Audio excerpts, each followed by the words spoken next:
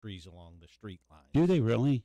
Yeah, at some point, the forefathers thought it was a great idea to take ownership and maintenance of all these trees. So Then what's stopping us from taking ownership of the dirt underneath all the rail tracks? Because it's the same thing. I've talked about this, and you know this, the Commonwealth of PA. You may have the pond on your property, but they own the water. Yes. All right. Yeah. Does that mean more hoops to jump through, or does that mean it's a little bit more streamlined when you have to start a day like Saturday? Well, obviously on the weekend, you never want to experience that. So, I ended up cutting the birthday party short to go down and assess it, live firsthand. And when I got there, visually seeing it was a lot worse than the photos depicted. For sure. And then, of course, this havoc was going on throughout Beaver County. So then, my public works, the fire department, police department did the best they could with the tools and resources that we have. But they're getting called in all directions, too. Yeah, and then, you needed more sophisticated equipment to remove the tree from the house. And you're dealing with electric lines, and that delayed some of the cleanup because they had to wait for Duquesne Light to get there, which they never did get there, but the fire department assessed the wires that were down. Wait, back up a sec. This happened. I could throw a baseball and hit two of the places on Church Street that this happened. Duquesne Light didn't show up? They actually never did show up, no. And, of course, Did you call? Well, you called them on a Saturday. You're just going to get some Indian-sounding voice. Well, I don't know what sounding voice I'll say it. we got, but, we called 911 center, 911, dispatched them. And, of course, they were all over the county. And as you know, Ambridge School District and I think a couple others in the county don't have school today because power outages are still going on. So, they were pulled all over, staffing. Maybe they didn't have enough trucks. Yeah, not enough trucks and power. So, we had to get to work and clear the roadways, and fire department helped assess the situation and determined that the wires weren't live, and our workers were able to proceed with cleaning up. How many different organizations or groups are you dealing with in a situation like Saturday? Because you've mentioned 3 or 4, just these and Duquesne Light and the police department, the fire department, public works. How many people are trying to bend your ear? I have to honestly say that the people were extremely patient. The resident that owned the property was actually a renter, but understood the situation, and I can't thank them enough for their patience and understanding. You live in that area, and the one tree's still down today as we speak, and the tree service company is going to come in and clean that up today. Of course, he came in on Sunday and removed the tree from the residential property. You're talking about Church and what, 12th? That would have been it between 11th and 12th. Okay. Yeah. Church and Cress. Cress. Yeah. All right. And he had calls. He had to go take a tree off a house in Freedom. Oh, absolutely. Sunday. Yeah. So he's doing the best he can to accommodate the needs of Ambridge Boro. And, but as far as who we talked to, mainly the coordination was between the fire department, the police department, and our public works. The police chief ended up calling out another police officer to assist with traffic control. And then, our fire department and a few volunteers came out to assist in it as well. And we greatly appreciate their volunteer and service.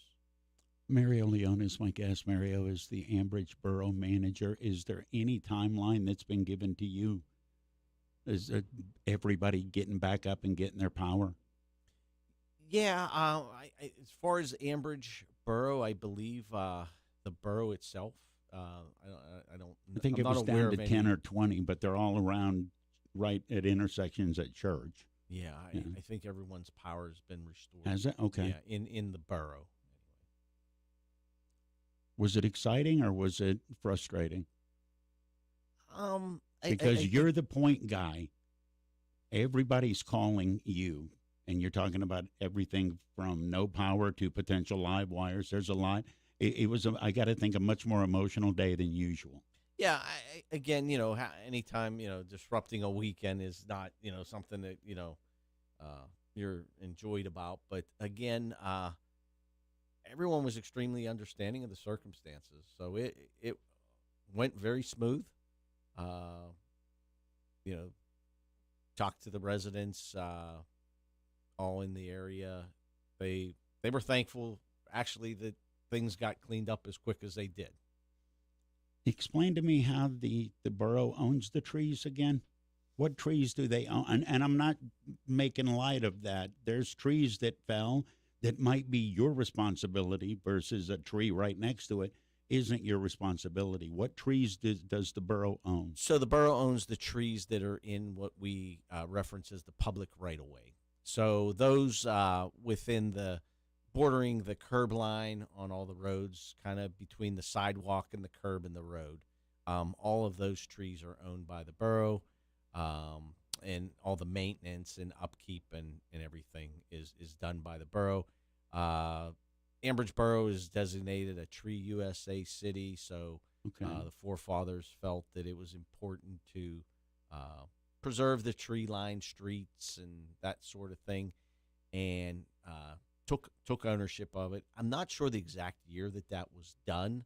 And again, there's pros and cons to it. Are you or us, Ambridge? Is Ambridge responsible if those are the trees that fell down? They got to take care of it. Yes. Okay. Yes. Yeah. Now, there's some municipalities that through the development phases, in their ordinances and zoning, they'll require that the streets have trees planted in them as the same as sidewalks. But then, once a individual or property owner purchases that property, they then own that tree and the sidewalk. In Ambridge, the residents own the sidewalks. They're responsible for maintaining the sidewalks, but the trees, via a borough ordinance, the borough has ownership responsibility for that. When you say maintaining a sidewalk, you're talking about keeping it free of snow. Also, things also like that. repairing it. If Really? the sidewalk, yeah, it's the property owner's responsibility to replace that sidewalk. I never knew that. Yeah, well, a lot of people don't. Well, I'm going to be more careful with my sidewalk now. Yeah. It's not only the maintenance and clearing, but if it cracks and uplifts, then it's the property owner is responsible for making that repair. I've talked about this on the air, and I'm sure it's much more difficult than I make it seem. If somebody came to you and said, Mario, you're the borough manager, and we've got a great idea. We think you should put all of your power underground. How feasible is that? While we're talking about because for the people that don't know, all around Old Economy Village, the Church Street, all that is sidewalks and trees. It's absolutely beautiful. You see people walking there all the time. But how big a mess is somebody going to make by saying we're going to take all of these telephone poles out with power and run them underground? It won't happen. You just straight to the point of it. There's no way. Yeah, it won't happen. No. Well, Duquesne Light is not a fan or strong advocates of putting their utilities underground. Places where you see that happening, it's the town's ordinances, and you're seeing it in newer developments, right? Yeah, going out to Cranberry and those areas.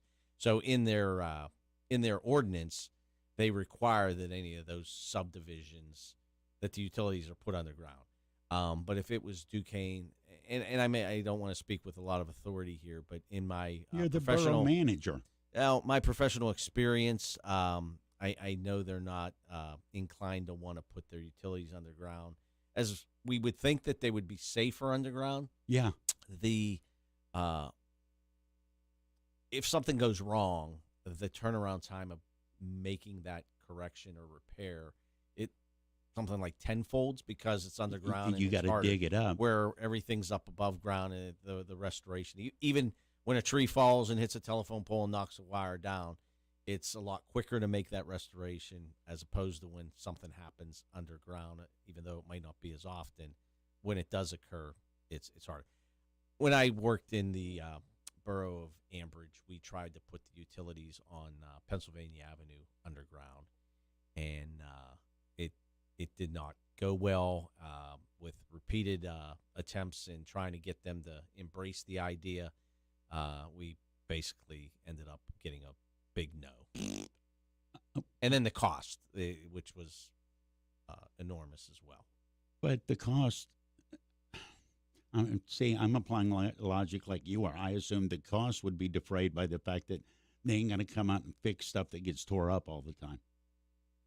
But I'm applying logic, aren't I? Yeah, and I don't know all the intricacies of what can go wrong when it's put underground, but I don't know. An animal gets into the conduit and chews on a wire, and then now you have to repair that wire that's in between two access points. It becomes a lot more. What's the best part about your job, being borough manager? Because people are bending your ear from all sides. Never more so probably than what you had to deal with from Saturday afternoon through this morning. Yeah, I mean, those are the frustrating experiences when situations like that happen that are out of your control and you really can't do anything about it other than cleaning it up. Yeah. But the best part about the job is the opportunity to be able to make a difference in a community, difference in people's lives. That's where the gratification comes from. What should I have asked you that I didn't ask you? I let people know. I messaged you, I think, yesterday afternoon, and you said, yeah, 9:30, okay.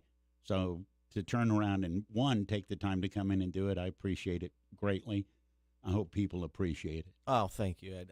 Obviously, it's as a public servant, I feel it's part of the job, and when we're shouting out and wanting accolades for some of the good things that we're doing, the radio station's always there to help promote our community events and everything. So when a situation like this occurs and you give me a call, I think it's absolutely only mutual respect that I assist you. It startled me because it was so close, and it's amazing just how quick things like that can happen. And people talk about bureaucracy. You're part of the bureaucracy that's helpful. Yeah, okay? You have to step up and do what you got to do when you got to do it, and yeah. Duquesne Light, maybe not so much. You can't say that. You're grinning. People watching this right now on Facebook.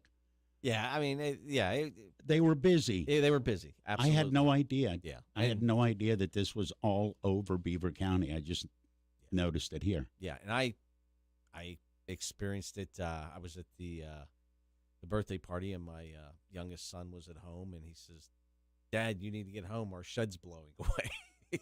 Did you lose your shed? I was able to salvage it. It's one of those snap together plastic ones. And Tupperware shed. Tupperware shed, exactly. Yeah. And the wind got it and twisted it a little bit. I was able to kind of reshape it, but it needs replaced. So I experienced it personally as well. And then I think, Ed, I'm a business owner as well, and we experienced some damage at the Hopewell Brewsters where our channel letter sign got blown out by the wind. So, all right, I'm curious. How much does that sign cost? Let me guess. Got to be $3,000.